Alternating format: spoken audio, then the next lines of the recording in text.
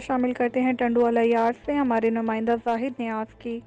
टंडुवाला yard में अराई बरादरी की तरफ से टंडुवाला यार्ड के अवाम के लिए बड़ा project new Madina colony Nasarpur road पर वाक़या चौधरी शफी मोहम्मद अराई हस्पताल का बाकायदा इफ्तिताह अराई बरादरी की मरकज़ी क़यादत ने कर दिया।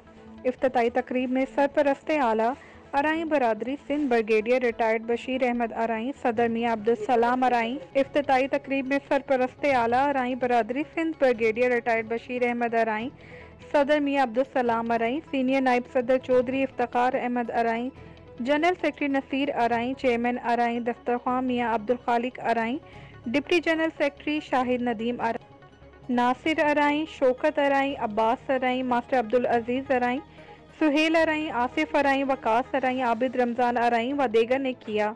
तमाम ओहदेदारान ने हस्पताल इफ्तिताह के बाद हस्पताल का दौरा भी किया। आए हुए मोअज़्ज़ज़ मेहमानों को सिंध की सकाफत, सिंधी टोपी और अजरक के तोहफ़े भी पेश किए गए।